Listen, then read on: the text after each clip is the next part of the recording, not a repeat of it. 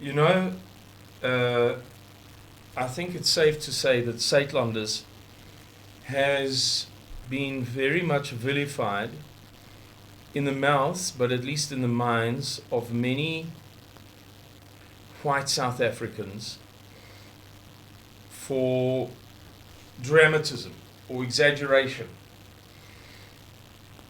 And I suspect that it is mostly because of the more far-sighted or more longer-term predictions that we have made. For instance, I think that it is safe to say that when Suidlanders was so outspoken about the election of Cyril Ramaphosa as president of the ANC and implicitly assuming that the ANC won the next election, president of the Republic of South Africa, well, he took over when Zuma went out, right?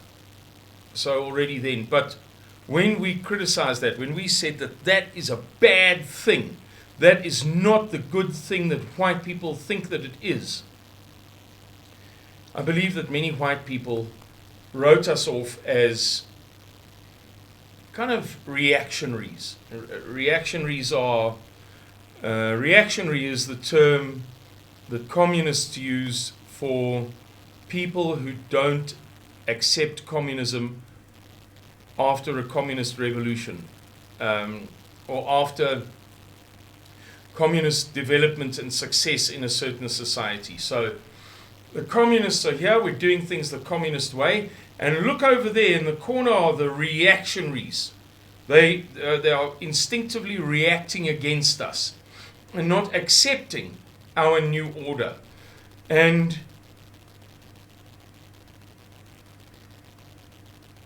a similar example would be what we've had to say about Eskom in recent years, in which, or during which time, we have been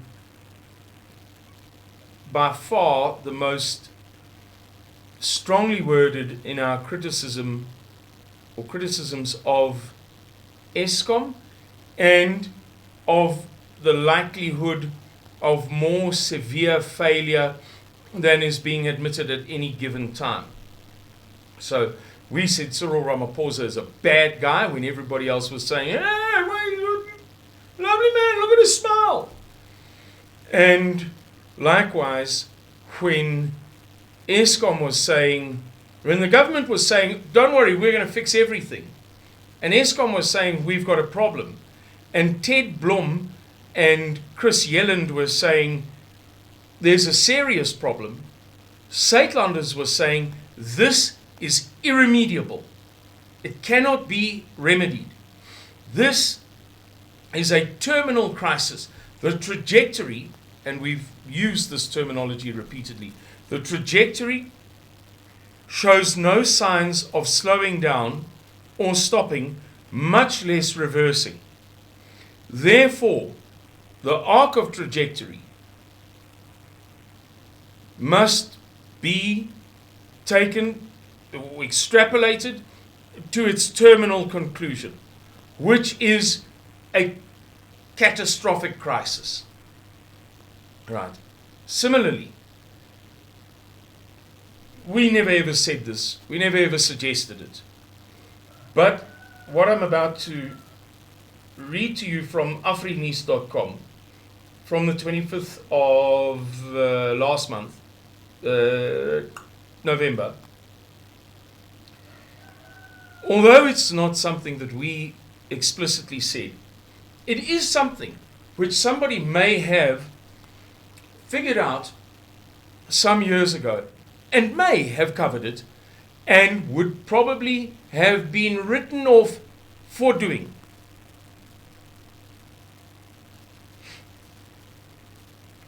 It's very, very big. It's huge. But if anybody had suggested it a few years ago, they would have been written off. Now it's a reality.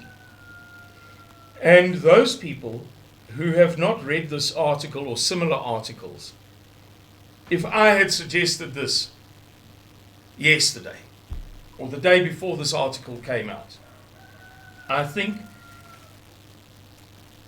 I might have been, in many people's eyes, a discredit to Suidlanders. Or, through me, Suidlanders a discredit to itself. Because if you told this to the average white South African, if you worked it out, and you say, oh, golly gee, we at Suidlanders, we're firmly convinced that the Eskom crisis is going to lead to X, Y, and Z. Most people would say to you, rubbish, nonsense, you're being negative. But now, here, it's a reality.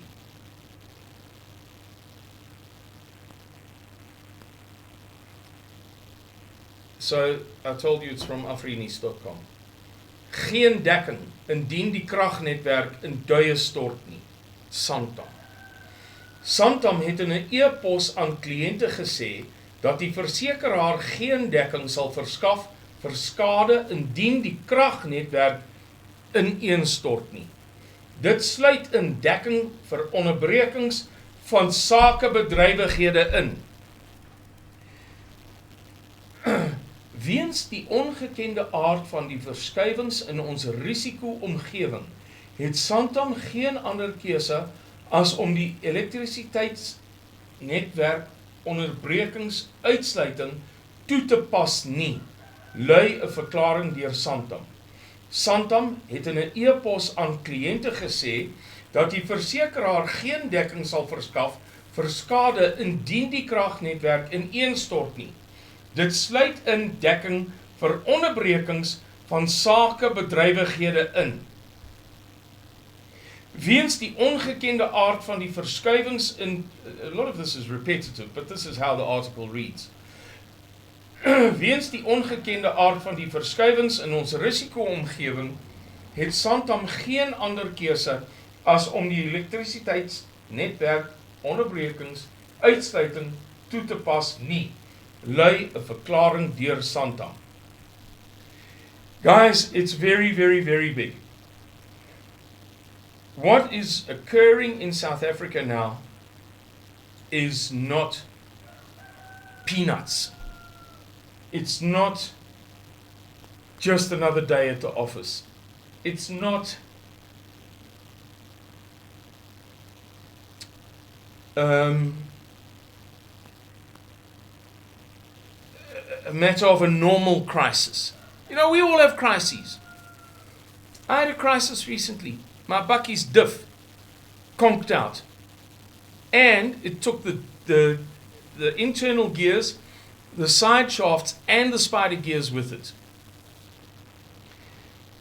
And I was without a bakkie, firstly because we couldn't find parts, and then the new parts were too expensive, and then we could only find 2 sets of second-hand parts, and it was deemed too much of a risk. And then the work had to be done, and then money had to be found. I was without a bakkie for 14 weeks. And I say that not for sympathy.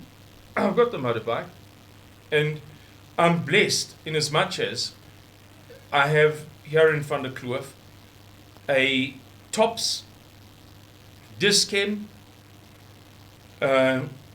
Spur, Mica, Midas, Woolworths, Pick n Pay, and Spar, literally within 150 paces of my house, and I work from home. So this is not a self-pity story. So I got off scot-free by the grace of God, almost scot-free. It was an inconvenience, and it was somewhat embarrassing, you know, walking everywhere. I'm sure people were wondering when I was going to sort my affairs out. But the point is, that's one sort of a crisis.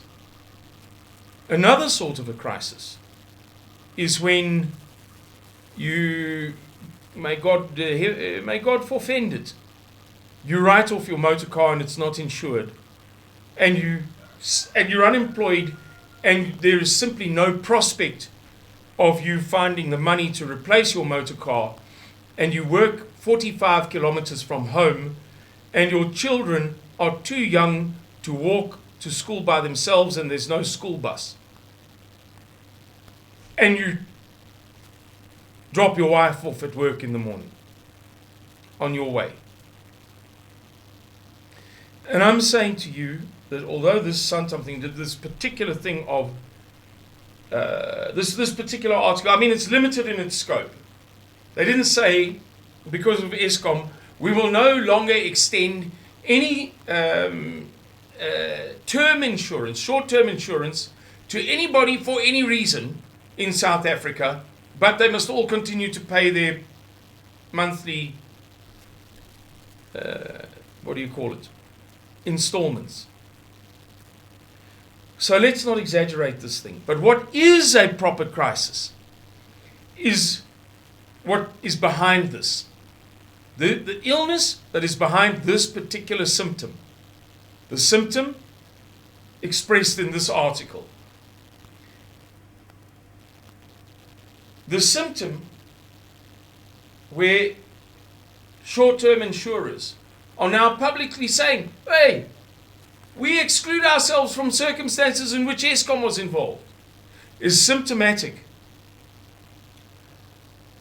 that Eskom cannot serve our society in a normal way any longer. What is a normal way? A normal way is everything to which you and I are accustomed, everything with which we are familiar. This is abnormal. Oh, golly gee, where's Santam? We operate in South Africa. South Africa has such severe electricity problems that we can no longer cope with the risk of insuring businesses under those circumstances, or insuring businesses for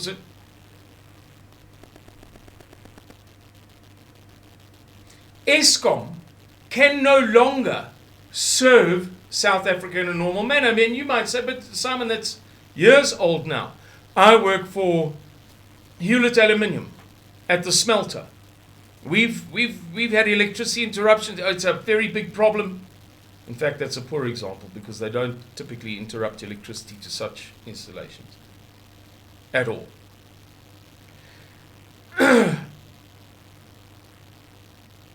But you know what I mean. I'm saying that you may feel that it is a long time since Eskom was unable to serve the country properly. Fine, fair enough. But when it becomes a matter of insurance, do you think they're going to be the last? You think Hollard is not going to be next? And PG? And